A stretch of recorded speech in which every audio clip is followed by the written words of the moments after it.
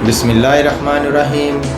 अस्सलाम वालेकुम। मैं हूं मोहम्मद साकिब और आप देख रहे हैं लीगल हब। व्यूअर्स, आज का जो मेरा टॉपिक है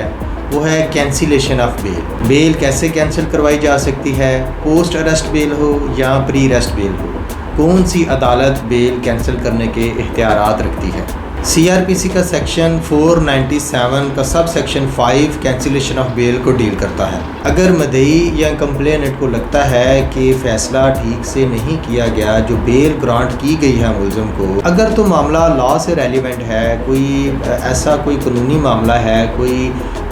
लॉ को टच नहीं किया गया और मेरिट पर फैसला नहीं किया गया, तो फिर जो है वो अगर सेशन कोर्ट ने बेल ली है तो हाई कोर्ट में उसकी कैंसिलेशन मूव की जाएगी, और अगर मजिस्ट्रेट ने बेल ली है तो फिर वो सेशन कोर्ट में मूव की जाएगी। अलबत्ता अगर बेल कंडीशनल है, मुल्ज़म की जो बेल है, जो उसे बेल ग्रांट की गई है, वो किसी कंडीशन पर लागू थी कि इसने जो है वो बाहर जाकर या out of the court, out of the law जाकर कोई काम नहीं करना, ऐसा कोई काम नहीं करना, मसलन मदई की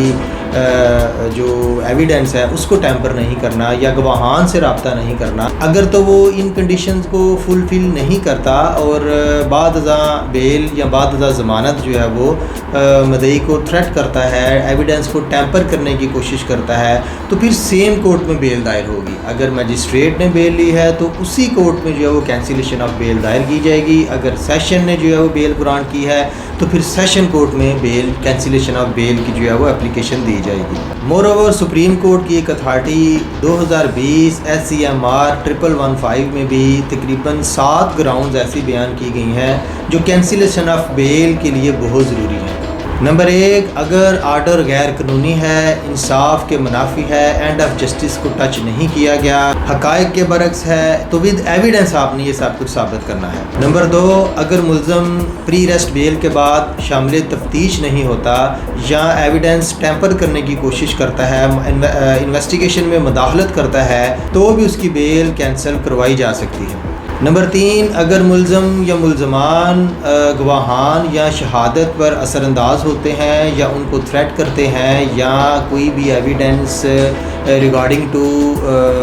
मदई या जो है वो उसके जो मदई के जो शहादती हैं, जो गवाहान हैं, उनके हवाले से कोई इंटरफेयर करता है, उन पर असरअंदाज होने की कोशिश करता है, तो भी कैंसिलेशन ऑफ बेल मूव की जा सकती है और मुल्ज़म की बेल कैंसिल करवाई जा सकती है। नंबर 4, अगर इन्वेस्टिगेशन के दौरान कोई नया फैक्ट सामने आ जाता है जिससे ये चीज़ साबित हो जाती है कि ये जो मुल्ज़म है इसने ही जुर्म किया था, तो इस बुनियाद पर भी मुल्ज़म की बेल कैंसिल करवाई जा सकती है। नंबर 5, अगर मुल्ज़म आउट ऑफ कंट्री जाने की कोशिश करता है या जो है वो अदालत की जुरिस्डिक्शन से बाहर भागने की कोशिश करता है, तो ऐसी सिचुएशन में भी विद एविडेंस जो है वो आप cancellation of bail concern court में, जिस कोर्ट में उसकी ऑलरेडी बेल पहले ग्रांट की गई है, वहाँ पर आप कैंसिलेशन ऑफ बेल मूव कर सकते हैं। नंबर 6, बाद ज़मानत, अगर जो मुल्ज़म है वो दोबारा से वही जुर्म को रिपीट करता है, मसलन वो कोई पहले ऑलरेडी चोरी के केस में अगर उसकी ज़मानत हो चुकी है तो वो दोबारा से चोरी या डकैती में इन्वॉल्व होता है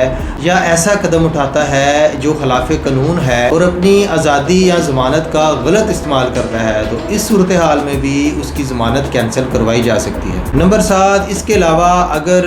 इस चीज़ की एप्रीहेंशन यानी इस चीज़ का डर पाया जाता है कि ये जो मुल्ज़म है ये दोबारा वही जुर्म करेगा या एविडेंस को टैंपर करने की कोशिश करेगा, और इस बारे में भी अगर मदई के पास या पुलिस के पास, इन्वेस्टिगेशन टीम के पास कोई पुख्ता सबूत हैं और ऐसा एविडेंस मंजर आम पर आ जाता है, तो फिर भी उस मुल्ज़म की बेल कैंसिलेशन जो है वो कैंसिलेशन ऑफ बेल को मूव किया जा सकता है और उसकी बेल कैंसिल हो सकती है। एक चीज़ को मद्देनज़र रखिएगा कि अगर मुल्ज़म की ज़मानत हाई कोर्ट या सुप्रीम कोर्ट ने ले रखी है तो फिर कैंसिलेशन ऑफ बेल करने का कोई ख़ास फ़ायदा नहीं होगा, क्योंकि ये जो हायर कोर्ट्स जो बेल ग्रांट करती हैं उनको कैंसिल करवाना ज़रा मुश्किल होता है। अलबत्ता इस पर भी आप एप्लीकेशन या पटिशन दायर कर सकते हैं। इस पर एक जजमेंट मैं आपको बताता चलूँ। 2004 SCMR 116, 2022 SCMR 363, 2018 MLD 577, ये 2-3 अथॉरिटीज़ मज़ीद ऐसी हैं जिनमें कैंसिलेशन ऑफ बेल को बड़ी डिटेल से डिस्कस किया गया है। उम्मीद करता हूँ आज का ये व्लॉग आपको पसंद आया होगा। मज़ीद इन्फॉर्मेशन वीडियोज़ के लिए मेरे चैनल को लाइक कीजिएगा, सब्सक्राइब कीजिएगा, दुआओं में याद रखिएगा। अल्लाह हाफ़िज़।